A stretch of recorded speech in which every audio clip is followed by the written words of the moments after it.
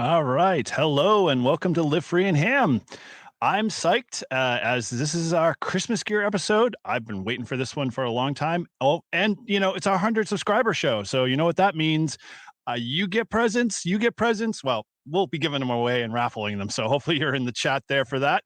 But stay tuned tonight. We got some great items to throw into or throw under the tree there. And so looking forward to that. But as always, let me refresh your memories and your glasses to say, that we can always head over to the website, livefreeandham.com, and subscribe to our podcast. Make sure you like our channel as well, as we have a bunch of great stuff coming up this year that you definitely don't want to miss out on, both on our podcast and we'll be doing on our YouTube channel as well.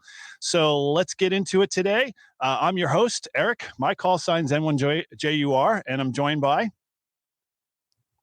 Paul, KF4TPY. And Ryan, W1SNH. And last but not least, I'm Todd, W1STJ. All right, cool. Well, hey, before we get into discussion for tonight, as I always like to do with every show, is catch all of you guys up and let you know what's going on and where the Live Free and Ham crew might be. As always, we do a once a month live stream. So if this is your first time, catching our live stream, welcome. So if you haven't already, make sure you're a subscriber and you ding that bell so you get notified every time we go live. And we also update all of our socials, Instagram, and Facebook, although we aren't ex-users, so we apologize for that. But and we also have a special event coming up. Now, for those that already have listened to this week's pod episode, where Todd and I talk about our goals to getting the 1,000 contacts at the Nashua Rail Trail. First thing you need to do is head over to our website, subscribe to that, and listen to that podcast. But if you have, if you were listening close enough, we threw down a challenge, to our listeners where we said, we didn't know when we were going to activate the whole thing, but we figured, hey, let's do a little bit of an office pool.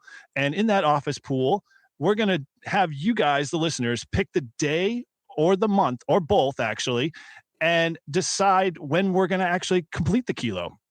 It's sort of like an office pool, and the listeners that are closest to the date will win some pretty cool stuff, and we'll reveal more of that stuff down the road. Definitely head over to our website. There'll be more details there, and check back often to make sure that you don't miss out on that challenge coming up. So we're going to forego a little bit of what we talk about usually on our shows, is where we ask each other what's been going on in ham worlds, to really kind of get into the action. And so once we kind of dive into the deeper side of things, like I said, this is our gear episode on top of our 100 subscriber episode.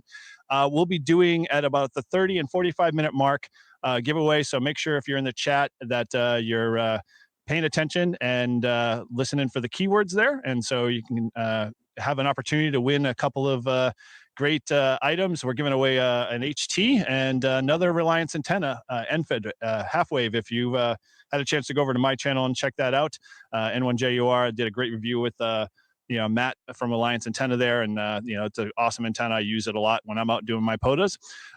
So without further ado, let's get in and talk about how we're going to run tonight's show. So it's like I said, it's the gear episode. So we're going to be spending some time talking about our favorite things of 2023 that we liked. And we kind of broke it out in a couple of categories.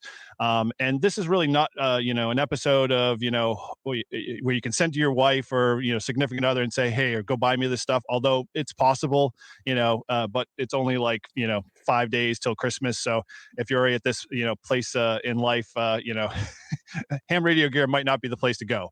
So, what we're going to do here is the format. I'm going to hold up the a bag that I have with a bunch of numbers in here. And so we are going to pick the order tonight for the deciding factor of who's going to, throw their product or, item or radio into the ring first and kind of go from there. So if Ryan, we'll start with you since, you're to my right here. If you want to go ahead and pick a number from 1 to 6, and if I pull out that number and it's the number you chose, then you will have the coveted first position, and then we'll continue on through Paul and Todd until that first spot is actually picked, and then we'll get the other 2 slots going. So go ahead and give me your number, sir.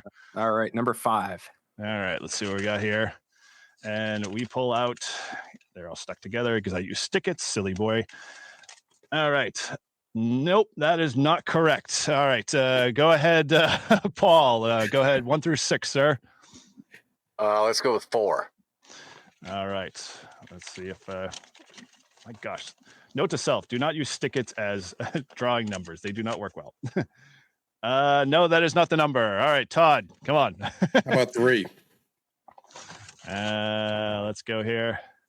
Oh, it is your lucky day. If I can get rid of this other stick that's on top of this one.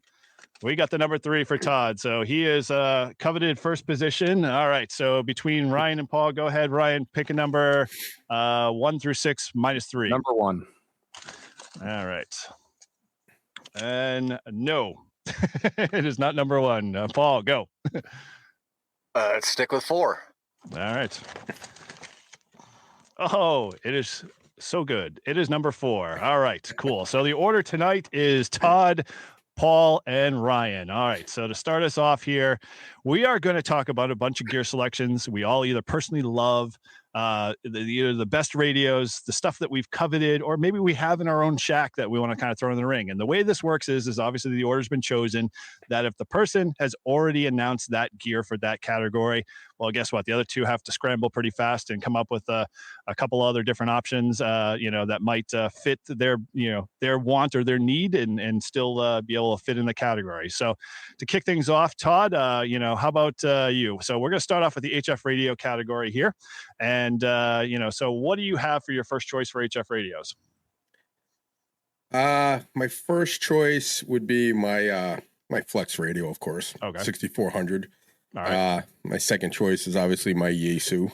Oh, well, you can't continue. No, you hold your deals there. You only get 1 to the table for every category. So, all right. All right. Yeah, my Flex radio. I mean, it's a radio that I'm really learning how to use. I'm very novice at it, but I've been having a lot of fun with it, and it's definitely fun to use. So yeah, that's my number 1. Okay, cool. Well, that's a hard pick because there's 3 other people here in the crew that have Flexes, and then you toss that out with the bathwater. So you can't pick the same. They cannot thing? pick. Well, that's why we chose the order there. So they got to now scramble. I can see people's brains already churning, and see where we go. But I know where Paul's going to go. I can almost factor this in. Go ahead, Paul. What's your HF radio choice for 2023? Since this year, new to the shack is the ICOM 7300. Yes. That is absolutely 100% my HF radio of the year. Okay, well, that is a wonderful radio. I know you've had a joy and love with that piece of equipment, and it kind of puts Ryan in a tough spot. I mean, he's got both of those in his shack, both the Flex and an ICOM 7300. So I don't know, where is he going? It's actually very straightforward. So new this year, new this year in the shack is the mighty IC 705 ICOM. Oh yes, I totally forgot you had that. Yep. Yeah. Yeah, Team ICOM. Yep. So we'll count 2 check marks next to ICOM there. Oh, okay. All right. Well, that's Ryan, you could have done the 6600. You could have. It's a different radio. I'm a 6400, different radio, different. That ICOM does more. Oh, you heard it here, folks. He's going back. You can never give up and never give up your first love, as they say. All right. Well, with that, then that makes me round out this category, and I'm surprised it left me wide open. My first choice obviously was the Flex, but I knew that was going to be scooped up by one of the 2 folks here on the pod here, but I am going to go with my DX10. I although I don't currently have it in possession right now, and I am, it's on loan to another ham. He is loving that radio. I have, that was my first official, we'll say, SDR radio that I kind of bought. Love the fact that it's a hybrid, and it's done wonderful for me for the period of time I had it before I made the leap to Flex, and so. it is going to forever have a very warm place in my heart and on my radio shelf going forward. So that's it for me. So if any of the listeners are out there or in the chat, feel free to join in and throw your items that you either use in your shack or you from our choices. Go ahead and chime in and add it in. We'll make sure we get your comments in there. Okay, so just diving into the next category we have here, sorry, is we're going to talk VHF, UHF radios. Now that kind of opens a very big, swath of space in radios. So tell me what your first choice is, why, and what one or two features that you think out of the deal is, the one thing that makes that radio that more special to you. So go ahead and kick us off, Todd. I think my Yeesu 300. That's my car. It's my Jeep radio. I love it. It's very simple to use. It's compact. It works well. It's really cool. And it does the APRS. I've been able to easily manage things. You can switch to digital to analog with just a push of a button. And I probably use that radio more than any other radio because when I'm in the car, I'm normally calling my call sign out. So yeah, that's my favorite one. I'd recommend it to anyone. It's a dual.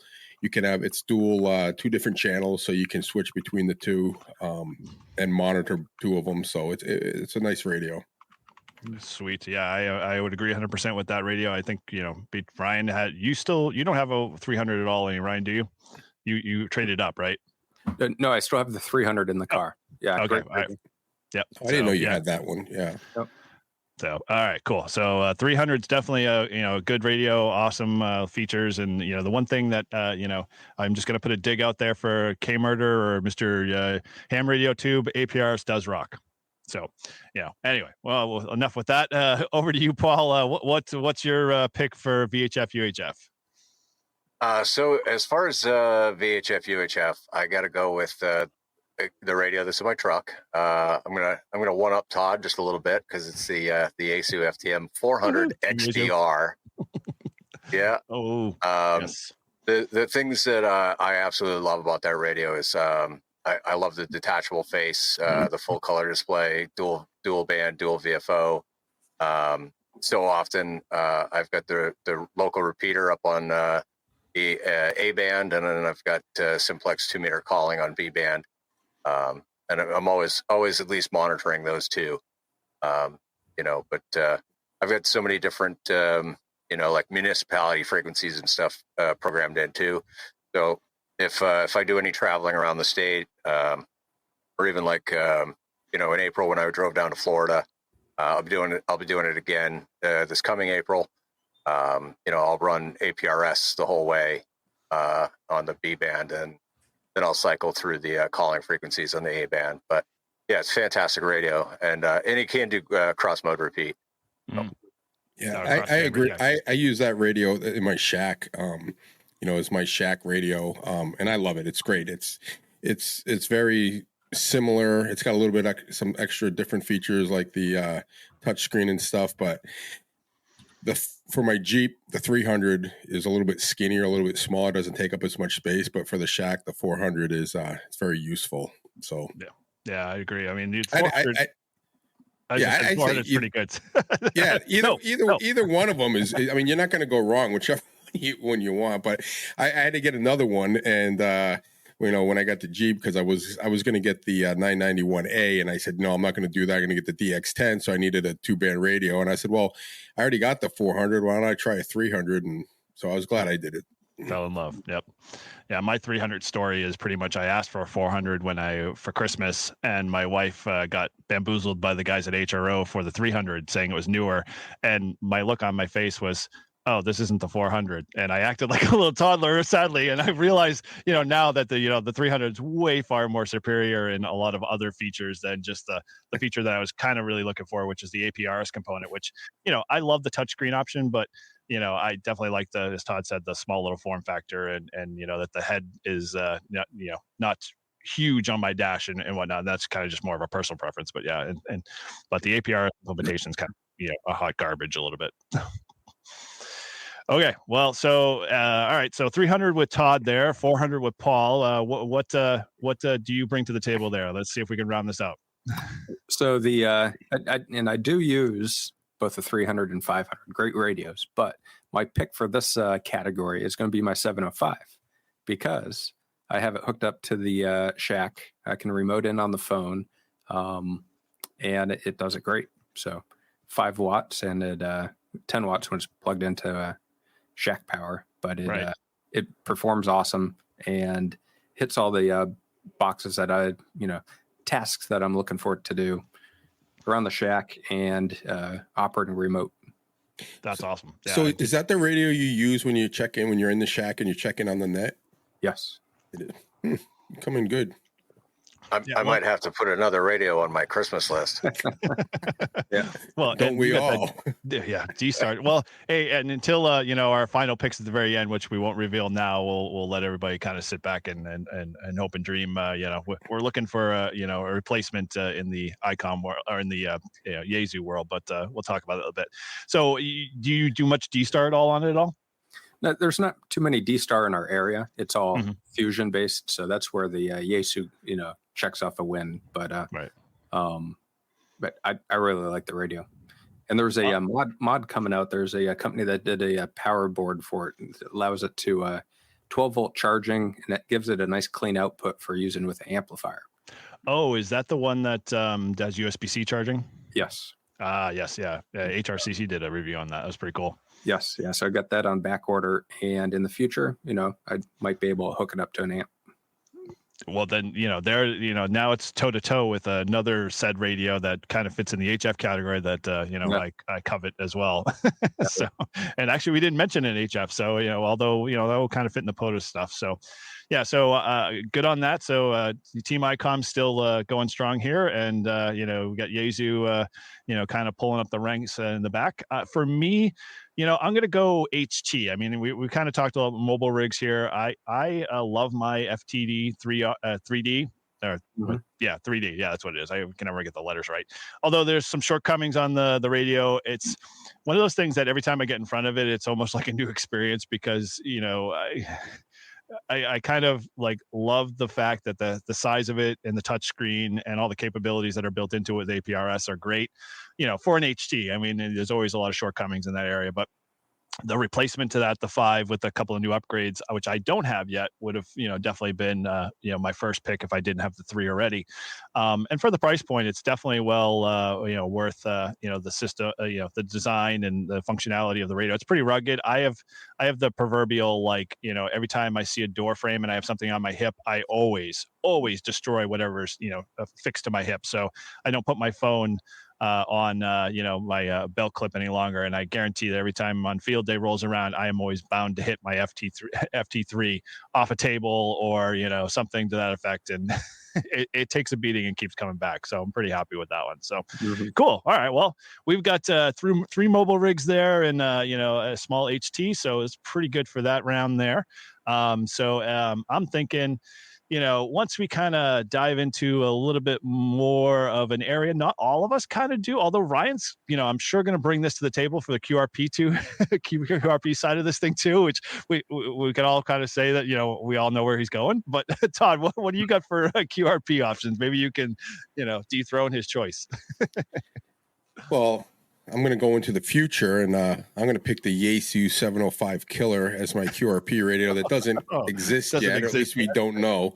Well, it has to be 2023, so as the official judge, I'm going to veto you. Well, I don't have a QRP radio. Well, you technically do. You can drop the 891 down. Yeah. So I would say like the 891 because I've tried it on QRP, but it gets harder and it's just easier to jack up the. Go back to back 100, right? But yeah, so yeah, the 891, that's my POTA rig, and that's what I travel with, and that's a great little radio, and it it doesn't have all the bells and whistles, but for POTA it works awesome. So if you're looking to get in the POTA, that's the first one you should get because it does everything. It's got a lot of power and it's compact. Okay, cool. Well, I agree with that 100%, and you won't get an argument out of me on that one. And yes, you can go down to 10 watts and pretend you're doing QRP. All right.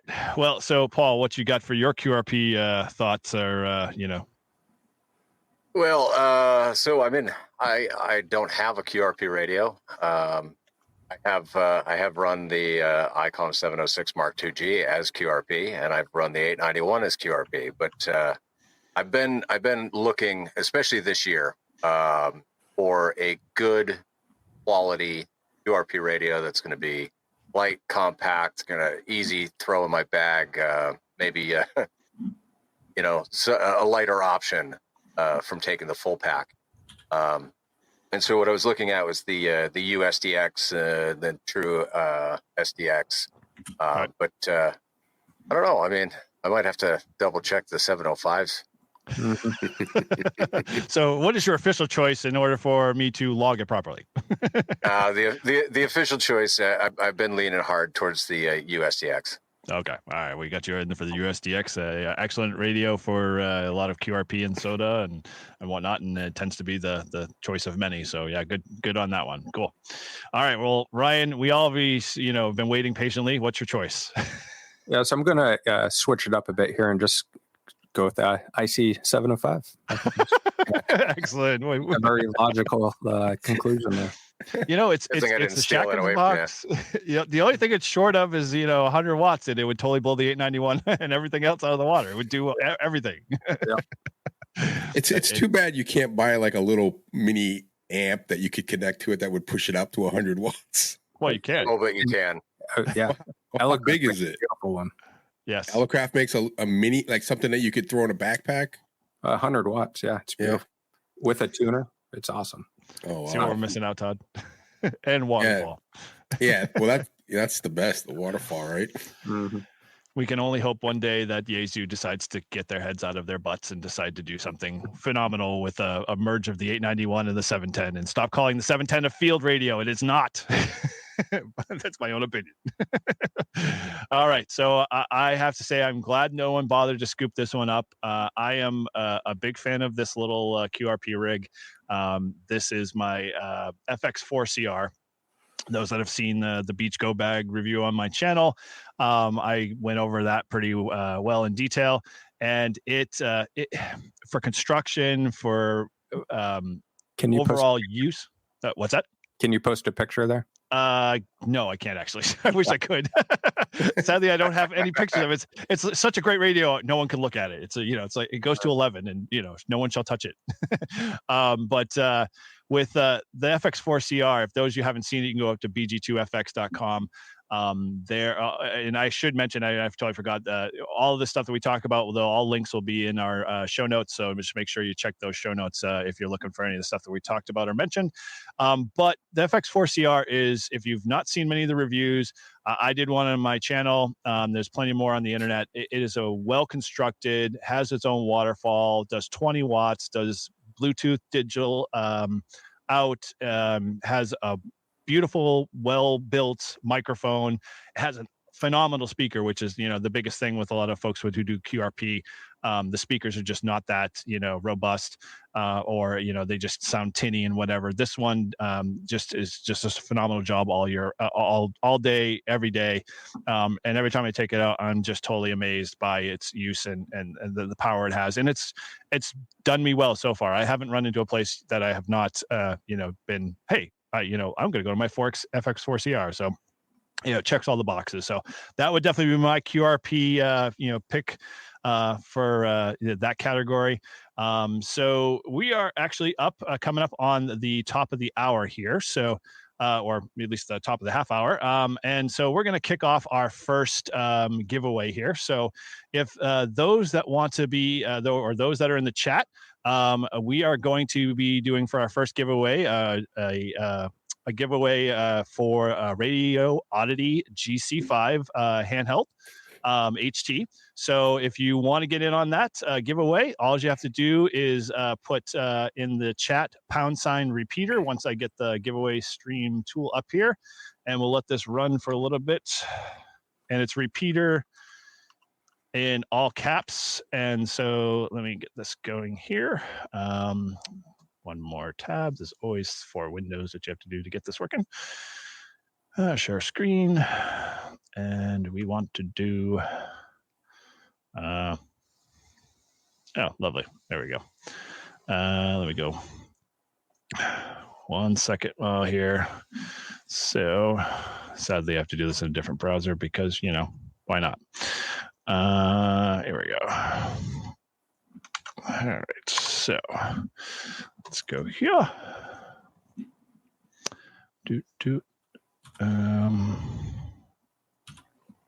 All right. Allow. No.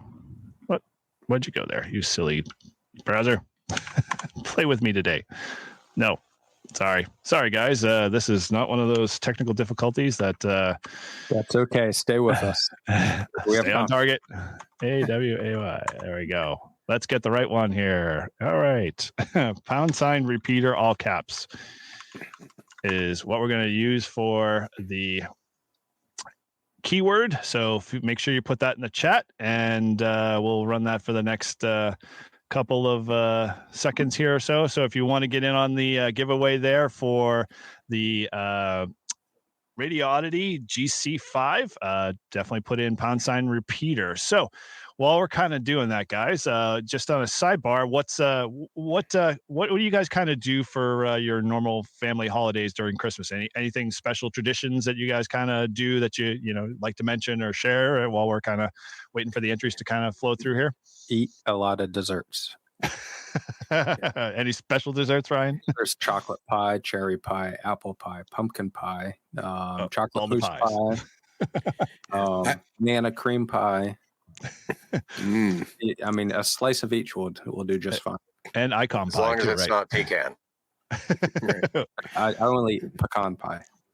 So is it pecan or pecan? Which one? It's the pecans. They're all. Yeah. So for me, it's unfortunately I have to get up really early. My kids like to get up before the roosters start going, 4 or 5 o'clock. Like, all I want to do is sleep, and why are you waking me up in the morning? Maybe it'll be different this year, but I don't know. Hey, as they get older, let me say that the benefit to that is that they sleep in longer. Right. Well, our Christmas is typically done before the sun comes up. So, yep. Wow. Okay. How about you, Paul? What's your traditions in Christmas that you enjoy doing, or besides eating pecan pie? Pecan pie is for the wife. I don't do pecans. I'm all about pumpkin and apple. I love pies and sweets. But no, Christmas for us, it's relatively low key. The in-laws live across the street, so we let the boy get up. He's the last one in the house. He's 13, but we let him get up and kind of open his stocking, and then he has to wait for us for gifts. But he knows 7 o'clock is the hard line. Don't wake us up before 7, or we're gonna make sure that we have coffee and breakfast, and you're gonna wait till 9 before you open gifts. Good job. Yeah, nice job there. Well, so I'm with you. I, as anybody can contest, I am not a dessert guy, so I can't really much rejoice. I will have a slice maybe once in a while, but I'm not one to dive fully into that. I'm for our traditions here. We tend to like to do kind of things leading up to Christmas. So we'll do like a big. We went to a dinner party. A murder mystery this year was one of our fun ones down at LaBelle Winery in Londonderry, and they did a Christmas dinner theater murder show, and it was pretty fun. And I think Todd, my daughter, sent you a certain video. Yes, I do have the video. that shall not get out. Yeah, you could share with the crew. We might have to post that secretly somewhere. It was quite, I was like, what? I go, what is your dad doing?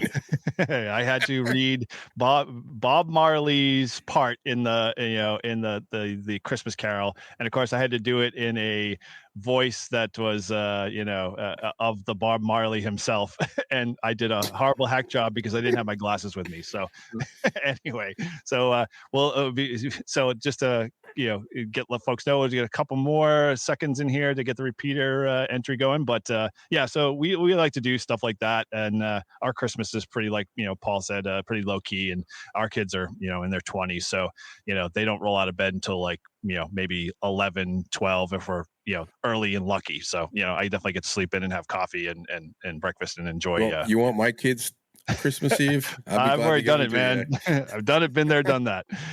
All right, cool. All right. Well, so we got 16 here in the drawing. So I'm going to go ahead and hit the draw button here, and we're going to see what we get.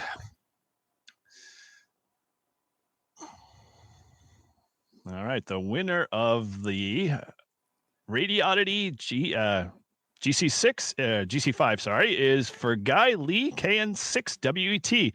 Guy, if you can, I will look you up on QRZ, but if you can do me a favor and just send an email to livefreeandham@gmail.com with your shipping detail information. If it's different than what it is on QRZ, I will make sure we get that out to you. And congratulations on the radio there. So, all right. Guy, don't wet your pants.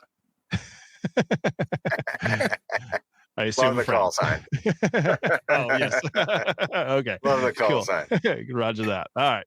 Well, so let's keep plugging away here, guys. So we got a couple more categories to go through here. And so we've already wrapped up the probably 3 major categories when it comes to radios and stuff, but let's dive into antennas. I know a lot of us love antennas. We all have a deep, close admiration for different antennas, and a few of them, I'm sure will definitely come out both on our POTA events and whatnot. So obviously, Todd, starting off the top of the list here, what antenna do you want to throw into your ring for a wire style antenna? Do you have a wire style antenna that you've used? I know you did purchase one, but I don't know if it's been in use yet.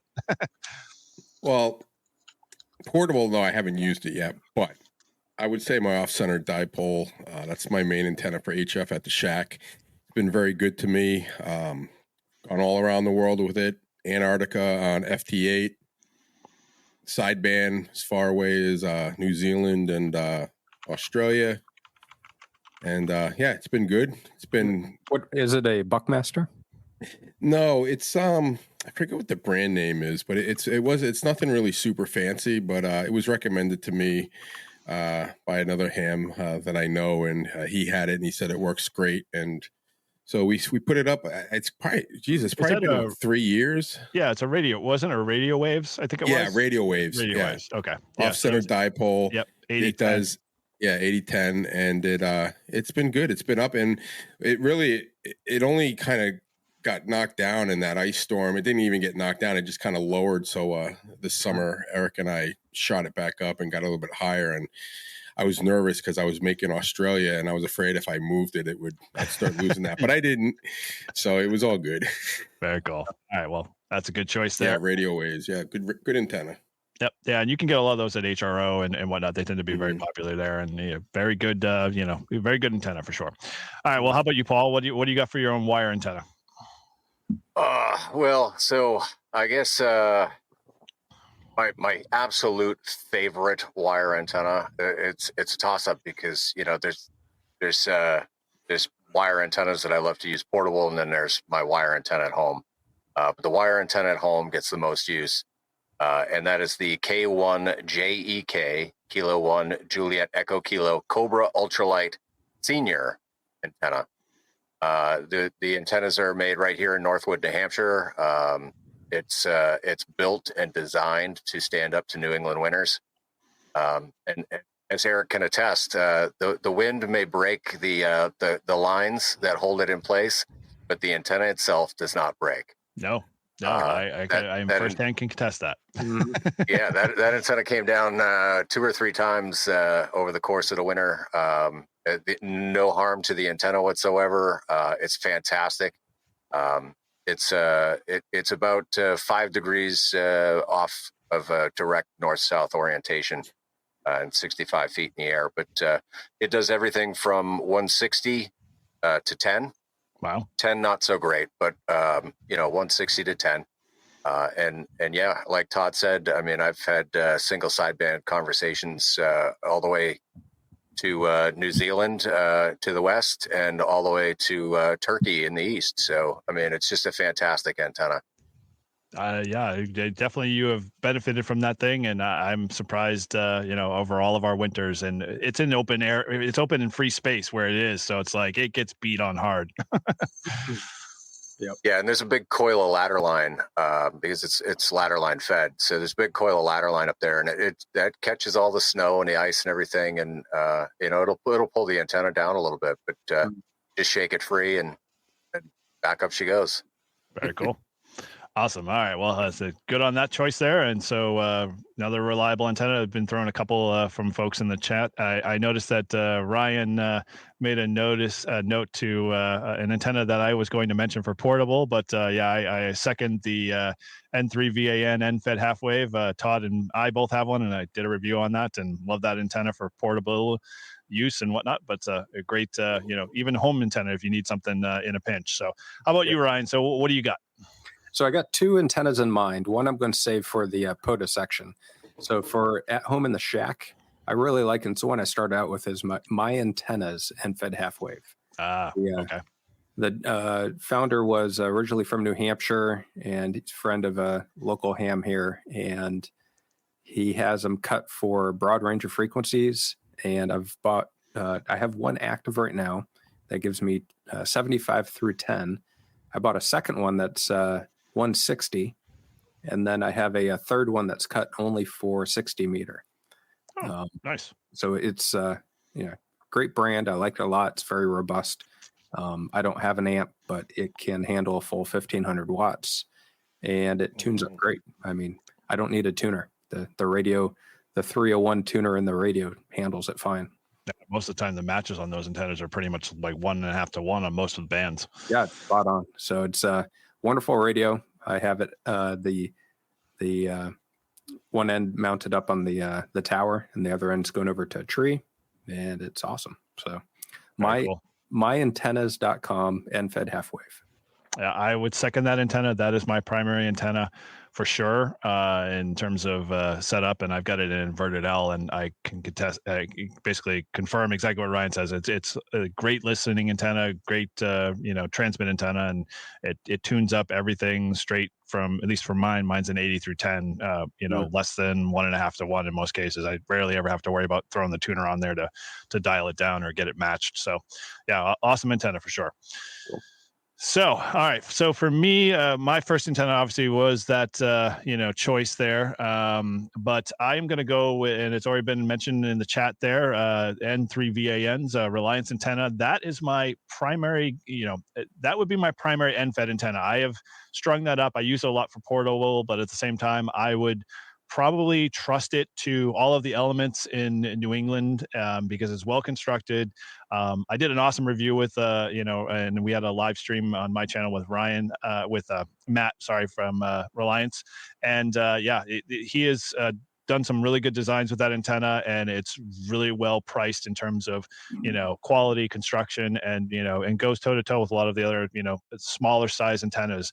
But, that would be, it's kind of hard because I look at that because that's more portable for me. So if I had to use, a wire antenna, I think I would go with my, the one I used for field day last year, and the name is escaping me. It was Chameleon. It was a Chameleon LEFS. So the lightweight N-Fed antenna. That one worked phenomenal for field day both years that we used it, and it is a rock solid antenna, well constructed. Didn't have to do any tuning on it, and it just worked right out of the box from 40 through 10. So I mean, the only drawback is that it was 40. Is that the one that I used 2 years ago? Yeah, 2 years ago. I had all the contacts. Yeah, that thing was good. Yeah, that one had great ears, and that we set that up in a sloper, and then we did it the second year for the Goda tent, and the guy who ran the Goda tent had great success with that too as well. And so yeah, it's been a tried and true performer for sure. All right, well, we are getting near the second quarter of the hour there, so we are going to run the second giveaway here. So let's get that in the mix. The second giveaway is we've been talking a lot about Reliance antenna. I happen to have Reliance antenna N-Fed half wave 40 through 10. Yes, 40 through 10. almost full legal limit. I think it's no, it's not. That my mistake. My apologies. It's 100. It's 200 watts, and does 40 through 10 end fed half wave. If you want to learn more about it, obviously you can go up to Reliance Antenna.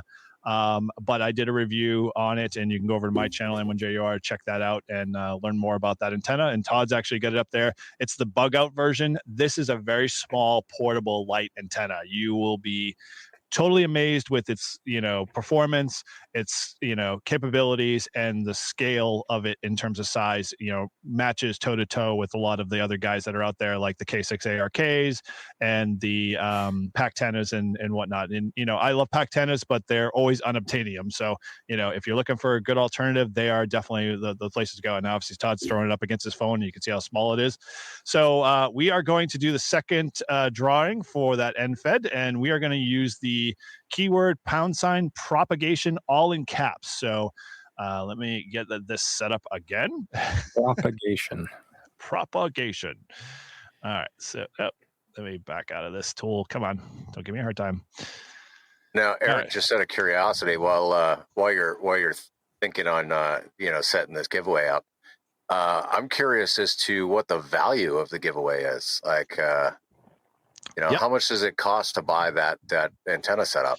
Well, so if you go up to their website, this is the stealth wire version. So it includes it's the 40 through 10 bug out stealth wire, green winder, kite winder. It's this one. The numbers basically, I think it puts it right around like about $85 to $90, and then you throw shipping on there, depending how quick you want it. You can expect to pay right around just shy of about $100. So you said the bug out antenna, end fed halfway, end fed halfway bug out antenna. Yeah, $50. Okay, so that's the antenna, and then that including the transformer too. I just pulled up the web, so it might just be. So there's two pieces. So there's the wire piece, and then there's the transformer piece.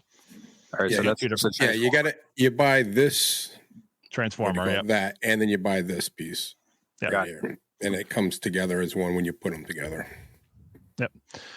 All right, so we have got the keyword of propagation spelled exactly the way you see it on the screen, and we'll let that run for a little bit. And so, all right, let me pose you guys, throw another question in there. What is one thing in Christmas that you can't stand that sort of makes you feel grinchy? Anybody want to share one thing that, they kind of, they deal with on a yearly basis, or things comes up that just makes you, kind of feel grinchy? Yeah, I got it right away.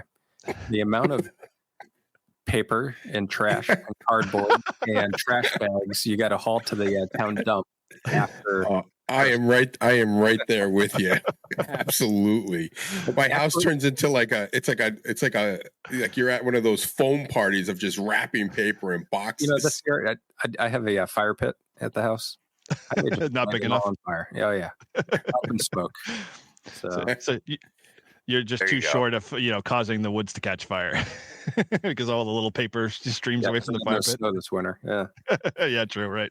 You might have to watch it. I have a big burn pile. I've been waiting to burn as soon as the snow comes down, but we keep getting rain. So yeah, we throw some 100 low lead on it and just poof. So maybe it's just me, but one of the things about the Christmas season, if you will, that absolutely drives me nuts is I'm big into Halloween, and the people around Halloween time that are already playing Christmas music and have their Christmas decorations out. Like, can you just give it a rest, please? Because let me tell you. Well, and so, I worked retail through like the end of high school and a couple years here and there before I got into the trades. And you hear the same Christmas songs over and over and over and over again. And so, like, even now, 30 some odd years later, like, I hear those songs and it's before Thanksgiving, and I'm just like, no, I'm a humbug. So at field day, I'm going to be bringing some Christmas music to be blasting over on your station, just for distraction purposes. June, it's Christmas in July, man. Just to kind of ease you into the season. I'll bring the boombox with some heavy metal and some bagpipes. Well, that's gonna be fun. So yeah, I guess for my pet peeve, I the one thing I don't like is that when I'm forced into certain festive holiday traditions that that may either be in my wife's mind or in my family's mind, that like just kind of like it just piles on to the whole already stress situation. So anytime that happens, and it's not like we've planned it or organized it, I get like really, like, my wife calls me the Grinch, and when she starts to call me the Grinch, I then start acting the part out really well. So I try to kind of curb that very quickly, and try to show that I actually have a live heart, and it does beat, and it loves people. And so she she tries to push that envelope sometimes, and sometimes she wins and sometimes I win. So it's just a matter of making sure that the holiday is all fun for everybody, and not forced. So. Well, my biggest thing that I can't stand is having to put everything together. I have a 10-year-old, so can you put this together? And then it's like you spend all this time, you go through, you put it together, and then it's on to the next thing. It's like you didn't even play with the thing you just put together. Well, there's a secret to that. There's a secret to that, Todd. And that is that you put all of that stuff together before Christmas. Yeah. I don't like putting it together. Wrap it already put together. Yeah, but that's the whole thing. I don't even like doing it before Christmas, after Christmas at all. And I got one more before Eric pulls the drawing here. The required batteries with all the double A's, triple A's.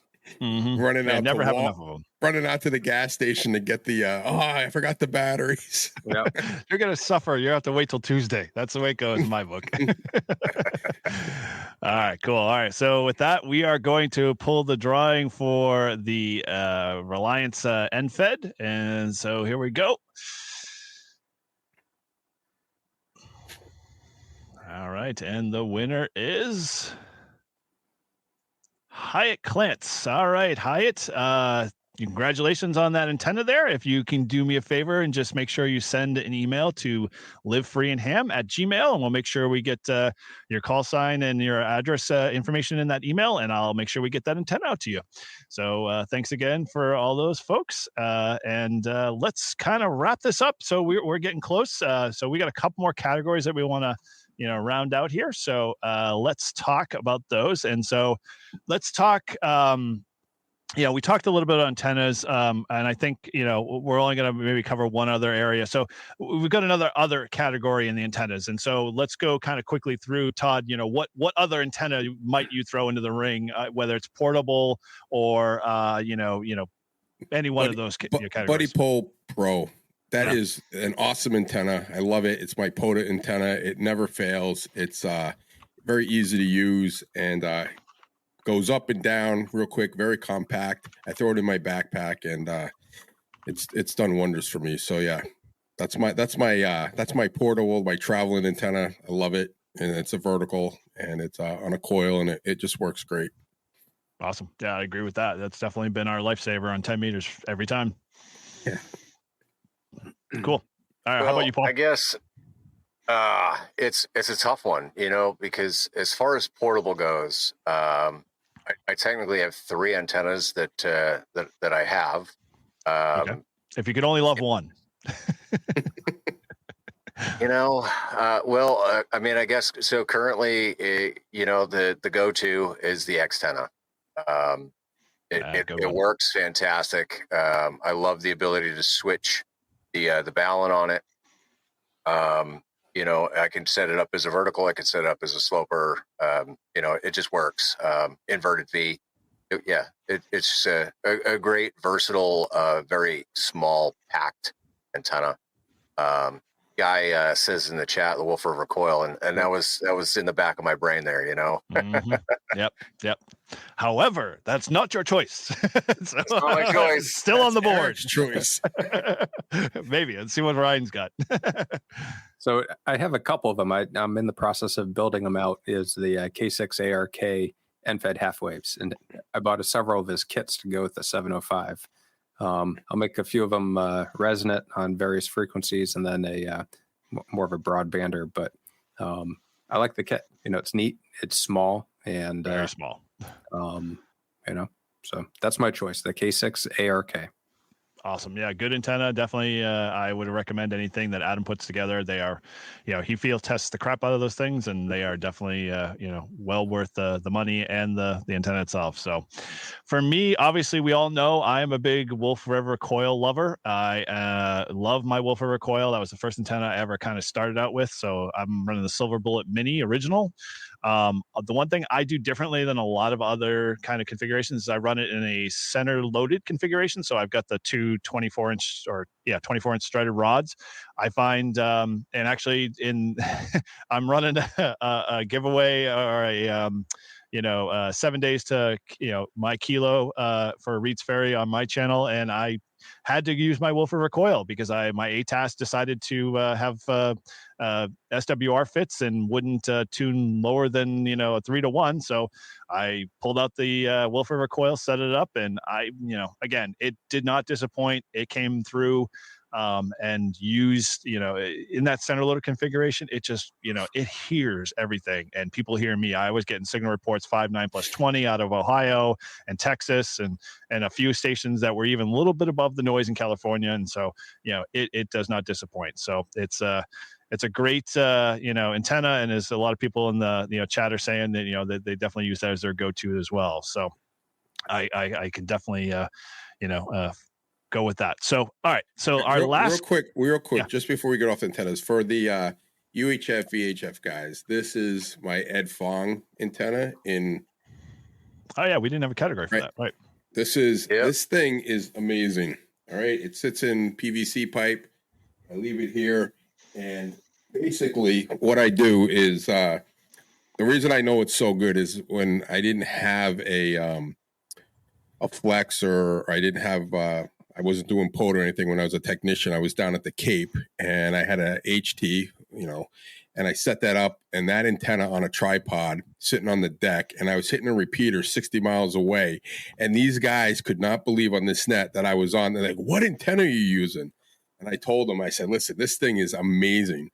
And then when I went down to the Caribbean, the Virgin Islands, I brought the kind of fold up version, the not in the pole, just kind of loose, and you just hang it from something. And I was using the HT, and I was hitting Puerto Rico, St. Croix. I mean, really on an HT with those antennas. So the thing is just awesome. So if you're looking for a good VHF, UHF antenna, and you want to save some money, it's definitely worth it. It's I highly recommend it. Mm-hmm. Yep. Love my phone. Yes. He loves his thong. That's what he said. Yep. Yeah. He's got one in rainbow colors. He's got one in red. He's got one in white. Anyway. Yeah, they were at Nearfest this past fall. They were also there in the spring too. Hmm. Yeah, I would definitely confer with that one. The one thing I didn't mention, and I just totally skipped over my notes, and we won't get into too much detail with it, is my buddy Hex. I don't want to brag much about that thing, but even it worked phenomenally. Even though Todd fried his finals at field day, he was still able to make contact on the end. No finals. I made like what, 5 or 4? 5 contacts. 5 contacts on no finals. Yep, no finals on a radio. So that speaks volumes for sure in my book. Yeah. All right, cool. That buddy pole company is definitely the antennas are great, and that they're definitely, if you're doing POTA or your field day stuff like those, you can't go wrong with them. And the one thing I think the biggest difference between that and the one that you were using, the Wolf River coil, is the Buddy Pole Pro. I think it's more compact. So if you're looking to be more compact, like if you're traveling, flying, or something like that, I think that's the only disadvantage. But Eric and I have done double POTA activation using both those antennas, and they, in my opinion, they both work the same. Like there was no one that was better or less. So. Yep. Yeah, full-hearted agree. I think all of us have had one of those, whether it's just a ladder line version or in the PVC pipe as well. So it has not let or disappointed us. So all right, so this is the coveted category box for or category area called gear bags or go boxes. So we're going to kind of break this down into really 2 key areas. First thing we're going to talk about is gear bags or go boxes. Your choice. You can decide, and there's no wrong answer with this one, because I know all of us have some gear boxes or go boxes, and some of us have gear bags. So Todd, what's your kind of first pick in either of those categories, whether you're applying it to POTA or SOTA, or just every day, kind of get out and operate in the field? All right, so I got a 511 bag. Is for my POTA bag. It holds a small tuner, the 891, a nice good sized battery, my iPad, all my cables, my antenna, and there's also room for some other stuff. But it's really compact.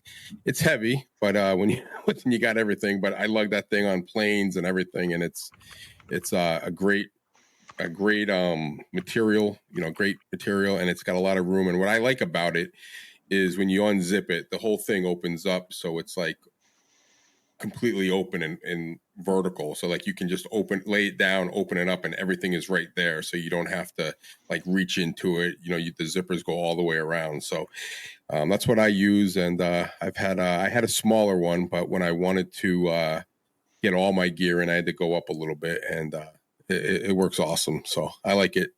Yeah. 511 makes some good stuff for sure. All right, Paul, what's your pick, since I know you were working on your pack last time, trying to drop it down from 30 or 40 pounds to 30 something or whatever it was the number was. So what are you using for gear bags or go boxes, or mix of both? Well, yeah. So originally I was using the bag that came with my Chameleon MPass 2.0, and well, it's a great bag. It's just it lacks in a lot of the compartmentalization areas. And actually, I gotta give credit to Ham Radio 2.0, because he put out I don't remember if it was Gigaparts or HRO. They were doing some like expedition backpack, and if you bought it, you got 4 free small bags that go in it. Yeah. So that's the POTA bag now, and it's an amazing bag. But what makes that key is these Chinese bags, these little canvas Kyoto bags. I'll post a link in the chat.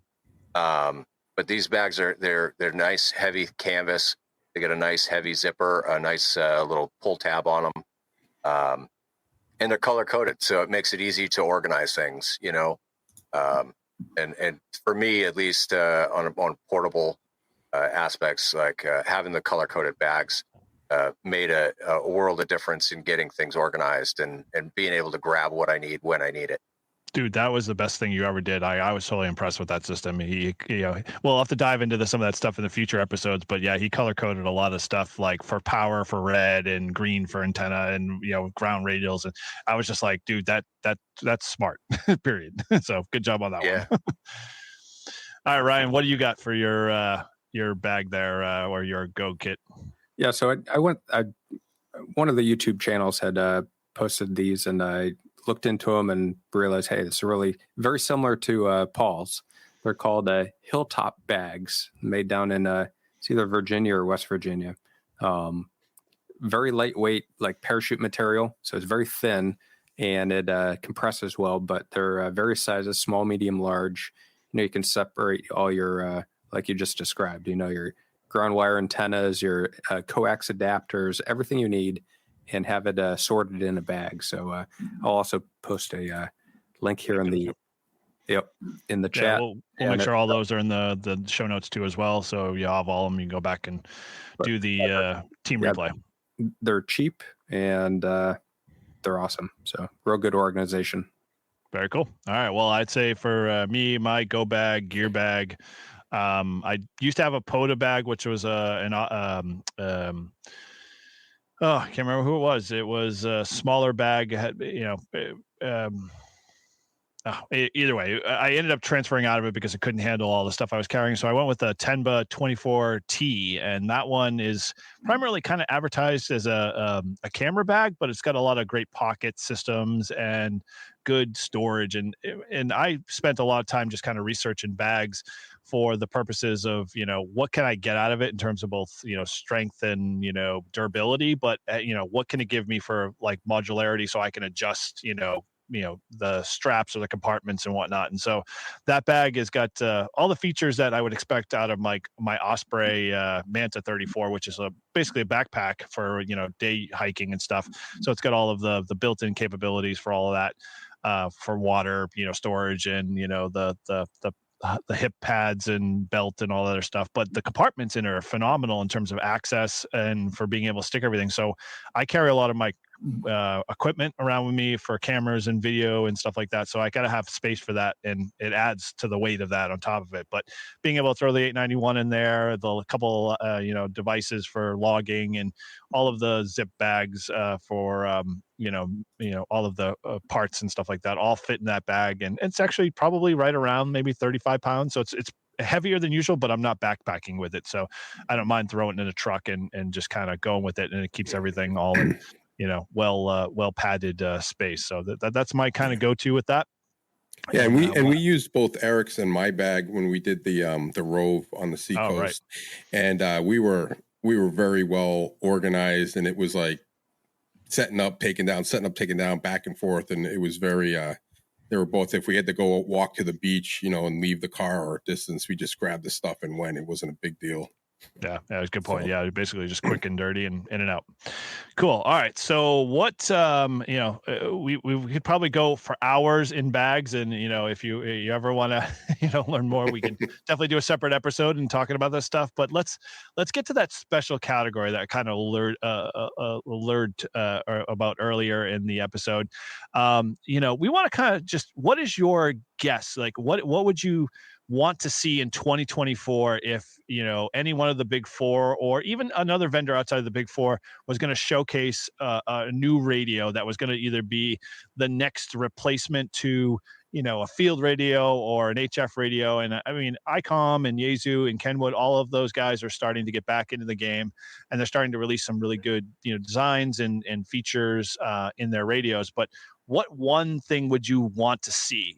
And so let me throw it to you, Todd. What do you want to see that maybe we could hopefully see at Dayton or at Hamcation in 2024? I'd like to see an update to the 891. It's been around. It's like a legend of a radio, in my opinion. It's been around for a long time, and it's never failed, and a lot of people love it. But I think it'd be nicer to have it redone, where we have a better way to navigate the radio, because the 891, it kind of is stacked on layers, so sometimes it's hard to move through the menus. So kind of like, I wish they could come up with like a 705 competition, but keep it at 100 watts. I think that would be a huge game changer that they would be able to really compete. And I think if they put that radio out, I know I'd be on that list day one. Oh yeah, getting it. And I think anyone who does POTA would probably jump all over that too, just because it's just having the ability to move around and work with the menus. It's just the 891 is a little time consuming, and when you're doing POTA and you're doing a pile up or whatever, and you're trying to work someone, it'd be nice to just have it all there, like some of the more modern radios. Yeah, I'd agree. So if Yeesu, if you're watching this or you get a hold of this, please, I keep asking every year, and Santa's says you're not delivering. Yeah, not this year, son. Did you email K8MRD? He has a direct line to Santa from last time I checked. Did you put in a request then? Yeah, maybe that's what it did. Yeah. How about you, Paul? What's your kind of coveted, hopefully 2024 radio that you'd like to see? So it's difficult, right? Because I'm a budget conscious person. I live on a fixed income, and so anytime that I upgrade radios, it's a process. There's a lot of deliberation, a lot of planning involved. I started with the ICOM 706 Mark II-G. I love that radio. The fact that it's fairly small, it's compact, it's an all-in-one. Obviously, the 705 is the newer, nicer, better version of the all-in-one, but it's not QRO. So I think if I hit the lottery tomorrow, and I got to hey, ICOM, listen, this is what I want from you. I want something small, compact, portable like the 705, but give me the option for 100 watts. Yeah. Sounds exactly like N2MAK said here. You know, we all agree that, you know, it needs to look exactly like the ICOM and follow and mirror ICOM, but have Yeesu logo on it. Sorry, Ryan. That's all right. Okay, so Ryan, we know what more can they improve on the 705 that you'd like to see in 2024? You know, if you pull out all the bells and whistles, it'd be nice to have a Flex 6800. Oh, yeah, good call there. Yeah. So something with the transverters built in, can do the higher frequencies, and you know, there's a couple other small tweaks to it, but a full band Shack in a Box Flex. In the words of Ham Radio Workbench, take my money. Yeah. It's simple as that, man. With that, I drool over that and figure out how I can mortgage the house twice over. What's nice about Flex is that they buy your radios back, so you've already got like a what you've ever invested into it. You've already kind of got like a down payment going. Yeah. It's actually a good idea. Did not think about that. I totally forgot. Oh yeah, wow, yeah, that would be phenomenal. I would love to have, and you know, I'm not of the camp like as a few others are of like having a lot of radios. Like, I mean, when it comes to HF in terms of my base, I like to have a few that do a lot, and I think that would be a perfect fit for that. That'd be awesome. Yeah. All right, so that would be. I am very much in the camp with Todd and a few others that, you know, we need a 705 match toe for toe, you know, that looks like an 891, you know, in terms of power and functionality, but it, you know, revised looking 710 model. I don't know. I definitely, one thing I would not want to see in that 705 killer is to have a fusion component. I don't think it needs to have digital like that. You know, that for me would be like, I would probably never use it. Just like Ryan said with, you know, the D-Star, you know, he probably doesn't use the D-Star mode, but everything else in that radio is perfect. So that would be, I would have to say that I would agree with 100%. The only other thing I would think of is that if there was a way that we could, that Yeesu could come around, like Yeesu, ICOM's sort of doing it. They already do it now. Flex definitely does it, is get on the bandwagon with remote.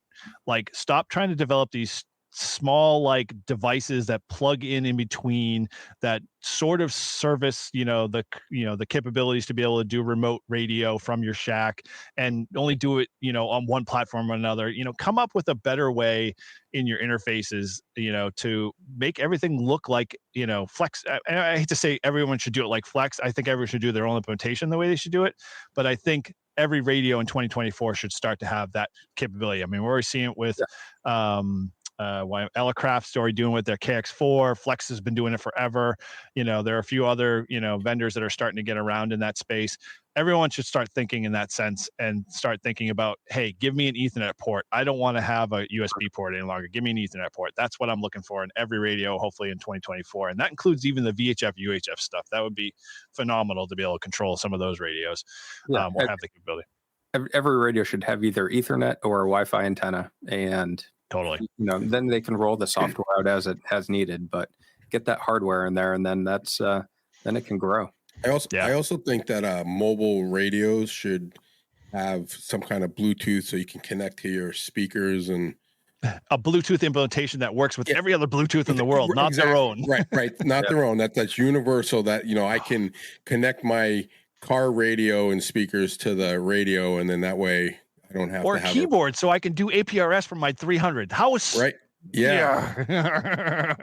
Yes. That would be very. I think if a company like if ICOM came out with something like that, I would probably switch 300 to that, to have that ability.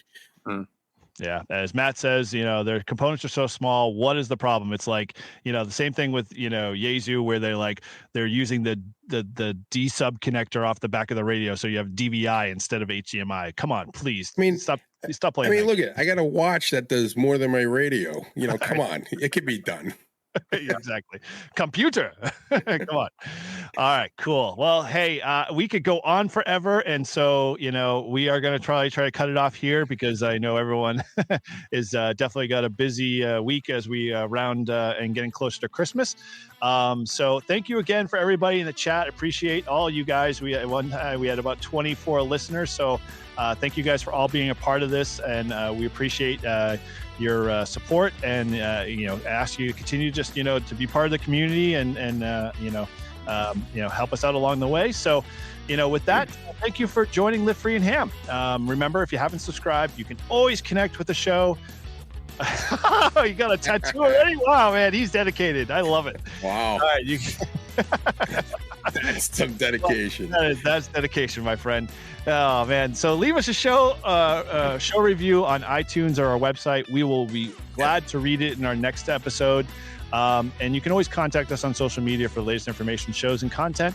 And you can support the show, as always, through our Patreon and Buy Us a Beer links. And those are in our show notes and our website, as every bit helps the show. And as always, this live stream is recorded to a podcast within 24 hours. So you can definitely pick that back up if you're a regular subscriber to the podcast. And if you want to connect to any one of our hosts, Paul, myself, Todd, or Ryan, you can find all of our information up at livefreeandham.com. And as always, Merry Christmas. And thanks again for listening. For all of us at Live Free and Ham, 7-3. 7-3. Thanks, guys. Thanks for joining us. Merry Christmas, and we'll see you guys soon. 73.